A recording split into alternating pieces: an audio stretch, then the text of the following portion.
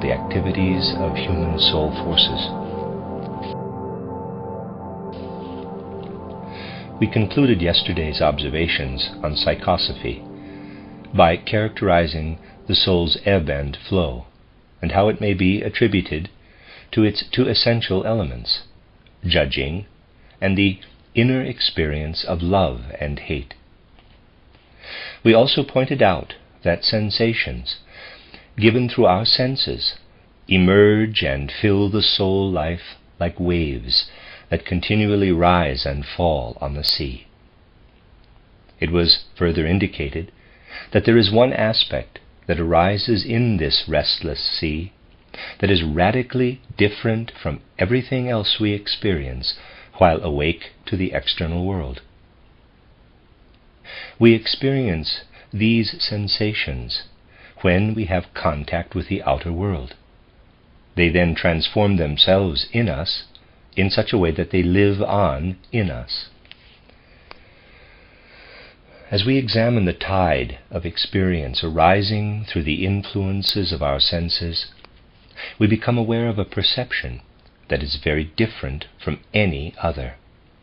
All other perceptions in ordinary life are caused by outer stimuli that then go through a process within us. From perceptions, they become sensations and live on in what the sensations leave behind in us. Perception of the I, capital, is completely different, however. It surfaces among the other externally caused sensations and is in a certain sense always present during our soul life. Perception of the I differs in that it cannot be caused from outside. Thus, there is a contrast in our soul life between the sensation of the I and all other soul experiences. The mysteries hidden behind this contrast will become apparent in the course of these lectures. We must focus on the contrast right from the beginning to get a feeling for those mysteries. With all the rest of our experience, we depend, as it were, on the external world, and we insert our I perception into the rest of our experience. Using this completely abstract contrast, we can learn to sense that which surges up and down in the soul comes from two directions. It is important that we look with sensitivity at this human soul life, both in an abstract way and concretely, with both a smaller and a larger perspective, since only the study of human soul life will illumine all other soul life. Essentially, human soul life is anything but unified. It is more like a dramatic battlefield where opposites struggle continually. Anyone who listens with sensitivity and feeling to this soul life will certainly notice its dramatic character. When confronted by these opposing forces in the human soul, people in fact feel a lack of control, a passivity. The greatest geniuses, as well as the least outstanding of individuals, are subject to these two opposing natures in the soul's life. Yesterday I began with a poem by Goethe, to give you a feeling for the contradictions that are active in the human soul, even within the soul of the greatest genius. If after hearing that poem you had looked it up in a Goethe anthology, you would have had a peculiar feeling, which would serve as a good foundation for this whole lecture cycle. I want to describe that feeling in order to avoid considering soul life abstractly, and to bring life-blood into it, and to enter into what lives in the soul. If you had looked up the Goethe poem that was recited yesterday, you might have said, "Well, this is a completely different version. What I see here in Goethe's works is not what I heard." Something was indeed changed for the recitation, which from an academic perspective would be tremendously uncaring and barbarous. The poem was specially prepared and not read according to Goethe's text. Certain parts were changed and others omitted, so that a very different impression was created. Of course, this cannot be done in the presence of literature professors, but it is all right when it is done for a very specific purpose. In our case, the purpose was to deepen our perspective of the drama in the human soul. Goethe wrote The Eternal Jew in his very early youth, but if Goethe at a more advanced age could have looked over the poem as recited here, he might have said, "I can stand behind that." He would have accepted our changes and rejected what we omitted yesterday. He might have admitted to being somewhat ashamed of what he had originally written. Anyone who shares my own unlimited admiration for Goethe might be allowed to speak as I must today about his Eternal Jew. It was a product of his early youth, and his youthfulness is expressed there because it was produced when he was still a real good-for-nothing, someone from whom nothing could possibly be learned. Is it wrong to say that in certain respects nothing could be learned from Goethe? We can honestly say that at the time he could not even spell correctly. Why then may we not be allowed to say that certain aspects of the Eternal Jew are useless? We certainly cannot condone the rampant poor taste these days that allows when possible the light of day to shine on all the earliest forms of the works of every great artist. We merely expose our own deficiencies in this way. In this youthful poem, there is something that is not really Goethe himself. Many ideas rumbled around in his youthful soul, influenced by his surroundings, but the nature of his environment is unimportant to us and concerns only him. Elements were brought together within Goethe's soul that we might refer to as a marriage between the temporal and the eternally divine, that produced an enduring offspring for all of humanity. It is valuable to us and to everyone who will come after us. These two elements, the one that concerned only Goethe and the one that concerns us and all following generations, were disentangled in yesterday's recitation. These two Goethean souls were cut apart. That which lived in the young Goethe and remained dominant within him until the end of his life was separated from what lived in him only during his youth and later died out. We see here how forces play into genius and ripen only with time. And we see that there are other external forces that influenced Goethe.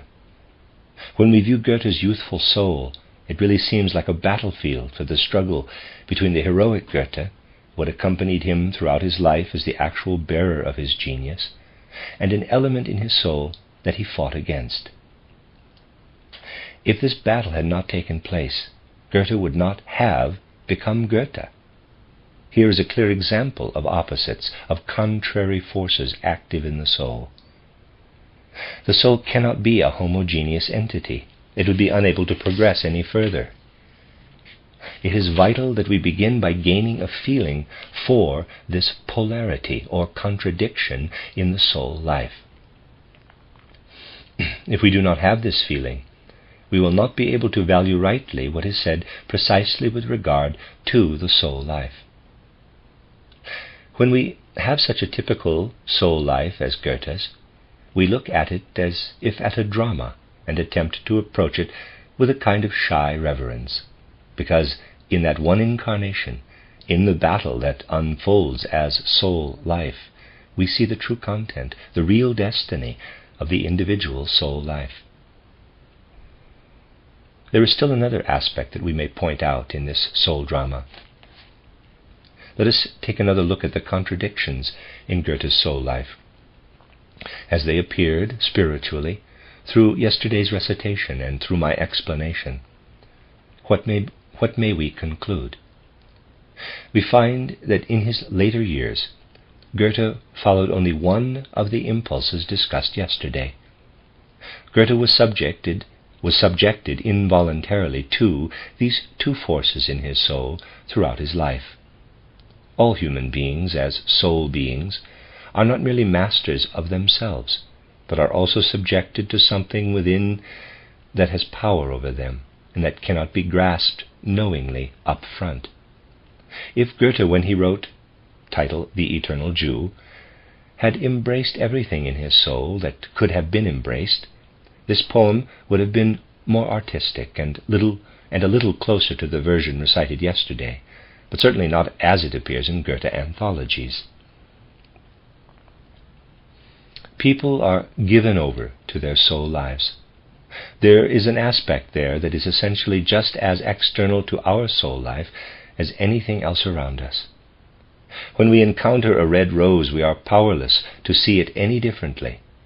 The rose forces us to retain the redness in our image of it. Likewise, there is something that makes it necessary to live out the drama of the soul in a very specific way. In terms of our sense impressions, the outer world dictates to us. We must recognize a similar inner master in our soul life when we examine its polarities and observe how the soul progresses in time from day to day, year to year, and from one stage of life to the next, seeing how it becomes richer as it is driven forward through an inner force. You can see in these simple concrete examples, which have been kept entirely at the physical level, that because of the nature of sense perception, we must acknowledge an external force or master in external life, and an internal master within ourselves. No matter where we are in space, the outer world controls our sense perceptions. It would merely be a fantasy if we refused to recognize this. As we progress inwardly, we must look at the dramatic contradictions of our soul life. We need to recognize that we are subject to a master there, just as we are in the external world, a master who makes sure we have a different soul life at 7 years of age, for example, than at 20, 30, or later. This example is given at the outset to illustrate much of what we will consider later. In the final analysis, this soul drama, concretely demonstrated in Goethe, is made up only of the two elements of the soul life, of judging or reasoning, and the phenomena of love and hate. As I said yesterday, judging leads to visualization, whereas love and hate come from desire. You might say that my assertion that judging leads to visualization contradicts the simple fact that mental images originate from sense impressions forced on us from the outer world. When we see a rose and have the impression of red, we visualize red without any reasoning involved. You could further object that judging, thus, does not lead to a mental image, but it is really the other way around. Visualization comes first, and reason follows, based on the mental image. Hold on to this apparent contradiction for a moment. It is not easy to resolve or to see through. We must combine several of the insights we can glean from observing soul life to find the key to this apparent contradiction. First, it is important to note that mental images really do have an existence of their own in soul life. They have their own life. Please understand the full significance of that statement. Visualizations are like parasites, like living beings in the soul that lead their own existence there. On the other hand, desiring also has its own existence in the soul. The soul is really subject to the independent mental images and to longings and desires. You can easily see that mental images live a life of their own in our souls when you consider, for example, that the soul is powerless to easily call a previously formed mental image back into memory. A mental image formed only yesterday may sometimes refuse strongly to allow itself to be recaptured. In ordinary life, we then say that we have forgotten that it simply will not rise to the surface and resists recall. A battle takes place between something that lives in us as an undeniable soul power, wanting to force an image to the surface, and something else that is also present in the soul.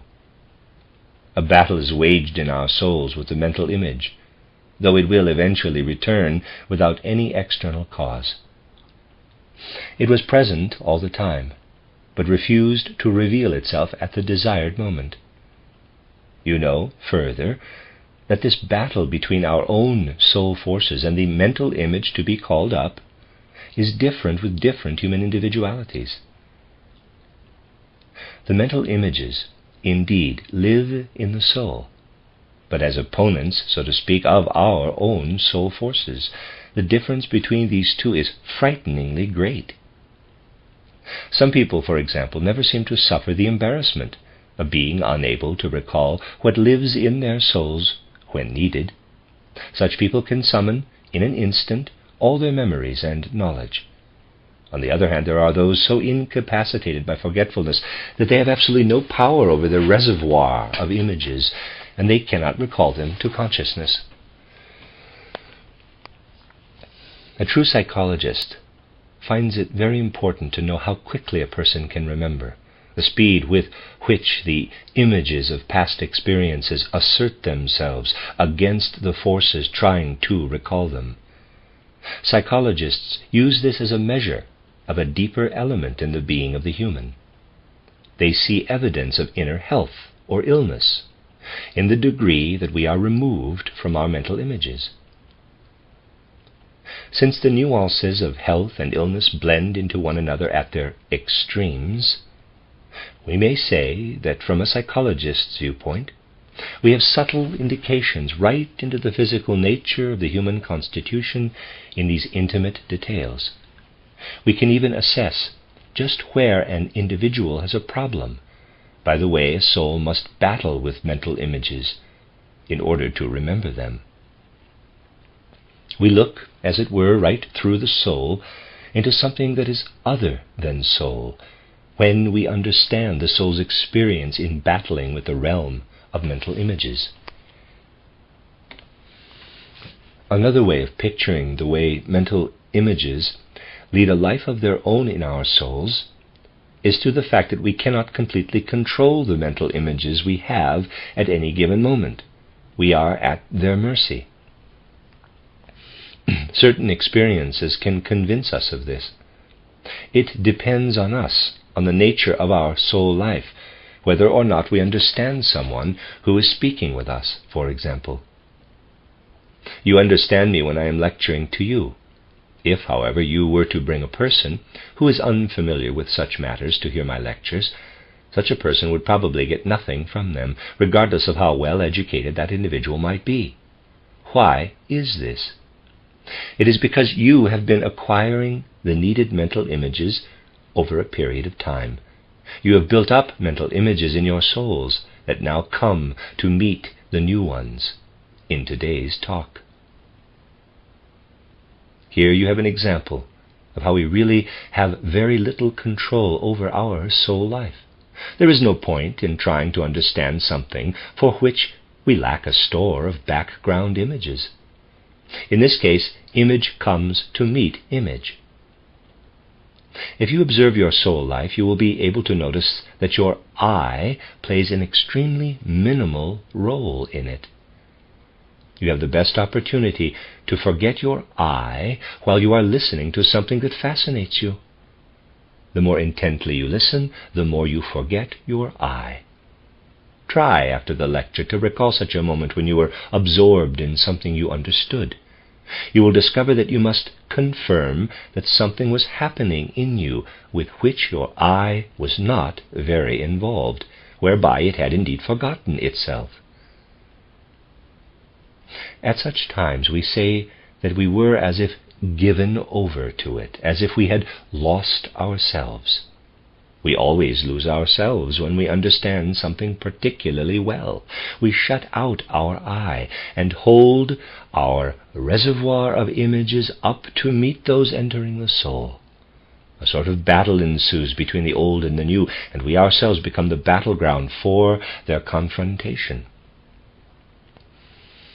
In relation to our soul life, something very important depends on whether or not we already have the mental images needed to understand something. Imagine listening to some matter without already having the mental images needed to understand it. We listen, quote-unquote, unprepared, as they say. Then something peculiar happens. At the moment we listen unprepared, when the state of the soul life makes it impossible to understand, something demon-like approaches us from behind. What is it? It is the I dwelling in our soul life. It appears to attack as if from behind. As long as we are absorbed, are lost to ourselves, it doesn't show itself. But it arises whenever we lack understanding. How does it announce itself there? Those who pay close attention to soul life soon notice that what plays into it brings it discomfort. The soul fills itself with some element that brings it discomfort. With this as a background, we may say that this discomfort shows that in the soul life the mental images already present affect new mental images trying to enter. Their way of acting is not a matter of indifference. It either brings a sense of comfort and satisfaction into soul life, or it brings exactly the opposite. Again, we see the degree to which we are given over to our mental images. Although it is not obvious, this is of vital importance to psychologists. This discomfort is a force created in the soul when confronted with the unfamiliar. It continues to act in the soul's life in such a way that it goes beyond that life and takes hold of an even deeper element of human nature. The results of this misunderstanding and discomfort can have a damaging consequence, even affecting the body's constitution. In diagnosing the finer degrees of sickness or health, those connected with the soul life, it is very important to notice whether or not patients understand the matters they must frequently contend with in life. Such considerations are far more important than is generally believed. Let us move on now. It was stated that our mental images have an independent life, that they are like beings within us. Further consideration will convince you of this. You will remember moments in your soul life when the external world seemed to have nothing at all to offer you, despite a desire on your part to be stimulated by it, to receive impressions, to experience something. It simply had nothing to offer. It passed you by without leaving any impressions. You then experience something as a result. Boredom. Boredom causes desire in the soul. It gives birth to a longing for impressions, and the soul life is surrendered to it. Yet there is nothing to satisfy that desire. Where does boredom originate? If you are truly a good observer of nature, you might have observed something not often noticed, that only a human being can become bored. Animals never become bored. Only superficial observers believe that such a thing is possible. You can even become aware of a strange aspect of human boredom. If you investigate the soul life of a simple, primitive people, you will find that they suffer far less boredom than is found among the more cultured people with their more complicated soul life. Those who go about the world and tend to be observant will notice that country people are much less prone to boredom than city dwellers. Of course, you should not think here of studying how bored city people become in the country, but only the degree of boredom country people experience in the country. Your attention should be on the more complex cultural conditioning of soul life. Thus, there is a real difference in the degree to which human beings are prone to boredom. Then, too, boredom does not emerge from soul life without cause. Why are we bored? It is produced by the independent life of our mental images. The old mental images in us are the source of our desire for new impressions. They want to be re-enlivened and refreshed, to have new impressions. People have little control over boredom because mental images received in a previous life develop their own life in the soul and seek re-enlivenment. They develop desires. If they remain unsatisfied, their unsatisfied longing, an attribute that we must study in the soul life itself, is expressed as boredom. Therefore, people who have fewer mental images also have fewer desiring images. The fewer desires for new impressions they develop, the less bored they are. We should not conclude, however, that a lasting state of boredom characterizes a highly developed human being. Those who constantly yawn are not among the most highly developed in terms of soul life, though they are more developed than those who can never become bored because they have few mental images. Boredom can be cured, and when the soul has developed sufficiently, boredom is no longer possible. Why are animals never bored? When the gates of their senses are open to their environment, animals continually receive impressions. Now picture those impressions. The soul life of an animal flows out to the environment and is stimulated. What goes on outside, as a continuous external process, keeps pace with the inner flow of animal experience. Animals are done with the one impression when a new one is presented, to which they surrender themselves. Outer events, outer events and inner experience coincide. The advantage we have over animals is that we can establish within ourselves a different measure of time. The sequence of mental images that surfaces in our soul life can be based on a time element other than the one in our environment. We may happen to encounter something that has often left an impression with us, but a time comes when we close ourselves to it. We shut out the impression. It is as if our attention is withdrawn from the outer flow of time and events, and we do not accompany them inwardly. Time passes within us as well, but since it is without external impressions, it remains unfulfilled. As long as people have mental images from a previous life, they work into the time that is empty, and in this way continue their activity in the soul. Consequently, the following might happen. Once again, imagine the soul experience of animals as it runs parallel to the outer flow of time. And there's a picture. An animal's inner soul life flows in such a way that it is given over to the outer flow of time or the perceptions of its own body.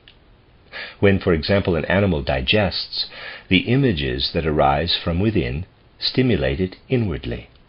This is extraordinarily interesting to the animal. For it, the external flow of time has the effect of offering it constant inner stimulation. We could say that it is interested in every moment, which cannot be said of human beings. Outer objects can cease to interest us. Nevertheless, the flow of external time continues. Let us picture the inner soul life of the human being and the outer flow of time in relation to it. Human soul life is exposed repeatedly to the same external impressions to the point where they hold no further interest. Soul life then stops, and since time flows on with the soul life, that time remains empty, and we are bored. People are bored because of unfilled time. What works into these unfilled periods? It is the mental images of the past that have a longing but do not receive anything. While animals receive constant stimulation in the course of time, human beings develop between past and future, longings for impressions as the result of mental images themselves demanding new content and enrichment. Human beings have an advantage over animals, owing to the fact that our past mental images continue to live and develop a life of their own. Later I will point out what can cause illusions in this context. There is a cure for boredom, which is approximately as follows. Living in our continuing mental images are not only desires, but meaningful content as well, meaning that continues to live in the soul. This is what enables us to carry mental images acquired in the past into the future ourselves. When the mental images themselves bring something to us from the past, that is again the mark of higher soul development. It makes a great difference whether or not we possess mental images that continue to interest and fill our soul life in the future. Thus there is a stage beyond which one can be bored. But for those who fill themselves with meaningful mental images, such images continue to act in the future. This is the difference between those who can cure their boredom and those who cannot. Such an inability indicates the independent life of one's mental images, a life that cannot be controlled and to which one is subject. If we do not make certain that our mental representations have meaning, we become bored. Only through meaningful mental images can we protect ourselves from boredom. This is also immediately significant for psychologists, since ordinary human life demands a certain balance between fulfilling the soul's desires and external life in general. A bored soul, empty of meaning, one that nevertheless continues to live with the flow of time, for time waits for no one, is poisonous also in a certain connection for the body. Excessive boredom leads to illness. The phrase bored to death reflects an appropriate sense of this fact. Those who suffer from boredom may not be killed instantly by it, but it does in fact work as a psychological toxin far beyond the confines of the soul. You may have a sense that the things you have heard today are simply pedantic explanations, but they will help us gain even deeper insight into the real life of the soul.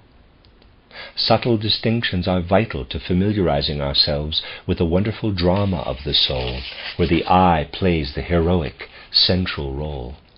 There is, quote-unquote, someone hidden in the soul life of everyone, one who is wiser than we ordinarily are. If this was not true, the outlook for human life would be very grim. When we examine the way various people view matters, they seem to have the most extraordinary notions about the nature of the soul, the body, and the spirit, subjects over which a great deal of confusion rules. It is especially interesting that during ancient times, when external science was based more on clairvoyance, people made the appropriate distinctions among the parts played by the body, soul, and spirit in the human being. Then, at a relatively early point in time, a church council felt impelled to do away with the spirit. The church established a permanent dogma that human beings consist only of body and soul. Yes, the spirit was, in fact, abolished. If you were to acquaint yourselves with the dogmatism of the church, you would understand the consequences of that action. A few individuals, of course, saw that there was something people had to refer to as spirit, but they were the most vehement heretics. Anyone who could not make do with body and soul and consequently introduced spirit as a third component was considered a monstrous heretic. This was a consequence of the uncertainty that prevailed about whether or not it was justified to speak of body, soul, and spirit. From the moment when one ceased to speak of body, soul, and spirit, confusion set in. but people tend toward confusion about everything. When people no longer really know what spirit and soul are, something else can disappear. That is how the clear view of spiritual life disappeared. Even though human beings are always prone to the error of failing to distinguish properly, we can say that something in the nature of a good spirit keeps watch over humanity, and that there is a dim feeling for the truth. We are able to have a dim feeling of the truth because something like the spirit of language is active in our environment. Language is really wiser than human beings. People ruin much of language, but language does not allow everything related to it to be spoiled. It is more correct and sensible than the average individual. Language, through its stimulation and the impressions it makes on the human soul, can sometimes have a very proper effect. People, on the other hand, make errors when they bring their judging to it. I would like to give you an example of how we surrender ourselves to language and yet feel and sense something that is right. Imagine that you stand before three things. First, a tree, second, a bell, and third, a human being. You begin to judge according to what the outer world presents, based on your immediate sense impressions. You activate your soul life. Judging is an activity that takes place in the soul. You make judgments about the tree, then the bell, and then the person. You look at the tree. It is green. You make a judgment that is expressed in accordance with the genius of language with the sentence, "The tree is green." Now let us assume that you want to express some fact about the bell as a result of your sense impression, that is, that the bell is ringing and producing a sound. At the moment when the bell is ringing, you express your perception with a speech judgment. The bell rings. You have expressed the tree's greenness with the words, "The tree is green," and your experience of the bell with the words, "The bell rings." Now, let us look at the person. The person speaks. You experience this fact and clothe your outer impression with the words, "The person speaks." Now let us look at all three judgments. The tree is green, the bell rings, and the person speaks. What has arisen in these three? All three have to do with sense impressions. You will have the feeling that each of the three sense impressions, when compared with the spoken judgments, emerges as something quite different. In considering the first judgment, you must ask what it really expresses. It expresses a fact that through the form of judgment is related. It expresses a fact that through the form of judgment is related to space. In saying that the tree is green, I am expressing a spatial fact, one that is true now and will remain the same any number of hours from now. It is something enduring. Now take the next judgment, the bell rings.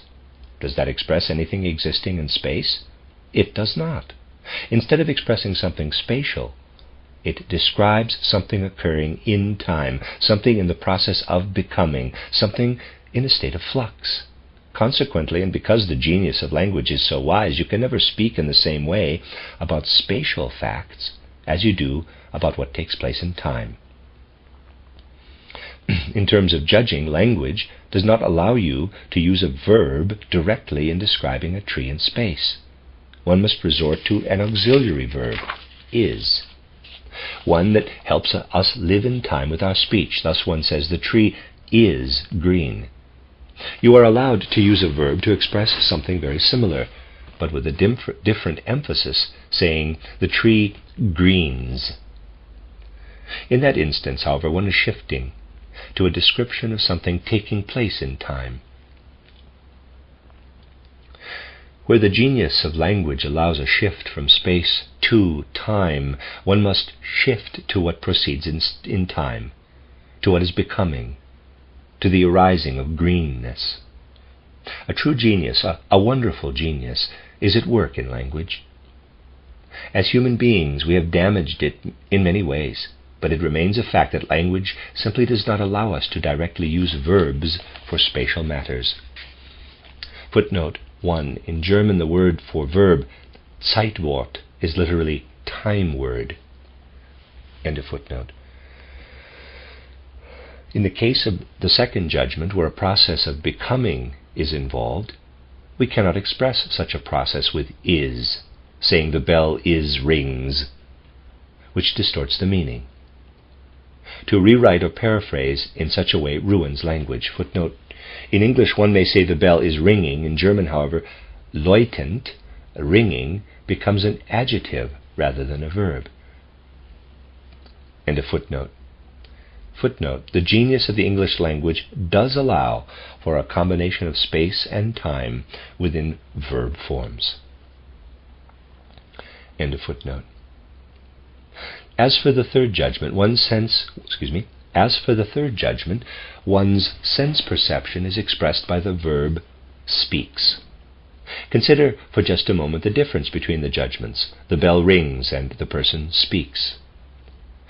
In the first, the sound is the important thing and is expressed with the judgment. If I say the person speaks, however, I am making a statement that does not contain that which is of consequence.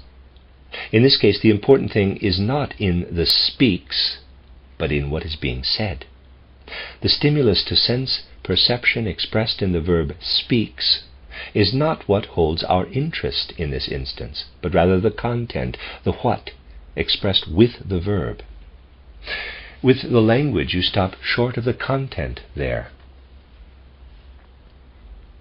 Why, in the case of the bell rings, do you not stop short? And why does the genius of language stop short of content in saying the person speaks? Why do we stop short of what matters to us? It is because we want to confront the living soul directly. In this instance, the genius of language has supplied a word, speaks, that stops short of meaning and merely characterizes something external that confronts us. In the case of the bell, the word rings conveys the bell's metallic inner quality. When you confront a living human being having inner soul qualities, you guard against bringing that inner quality into the word. In the genius of language, there is a tangible difference between what refers to place or space, a process or becoming, and the inner aspect of the soul. When we want to describe this from outside, we stop short of the inner aspect, that which matters, in the language as if out of a shy reverence. Through speaking, we recognize the inner soul aspect. In the course of these lectures, we will see that it is indeed important to lift ourselves to a certain height of feeling, that we conceive of the soul as a self-contained realm, something that surges from its center, breaking against its confines. When we describe the soul from outside, the genius of language forces us in a certain way to stop short of its inner being. It is important that we learn to understand the soul in its true nature as a self-contained inner being and become aware that whatever must approach it from outside confronts an inner resistance coming from it. We should thus imagine the soul as a circle, approached from its surroundings by sense experiences and filled internally with surging soul life. As we saw today, this inner life of the soul is by no means independent. It experiences inwardly its own life of mental images, the reservoir of mental images. Those images, absorbed from without into the soul's inner life, continue to lead an existence in the flow of time. We will see in the coming days how this self-contained life of mental images enclosed within the boundaries of the soul is the source of both our greatest bliss and our deepest suffering, to the extent that they originate in the soul. We will see, too, how the spirit is the greatest healer of the pain and suffering mental images cause in our souls. We may also say that just as hunger must be stilled in external bodily life, and that such stilling is healthy, the same must be done for the inner life of the soul.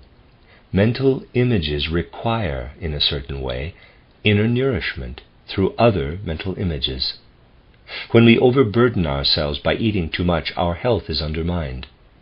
Thus the destiny of the soul plays out in such a way that new mental images may promote health or illness. We will see how the spirit functions not only as a health giver in terms of our hunger for new mental images, but also as healer when we suffer from an excess of them.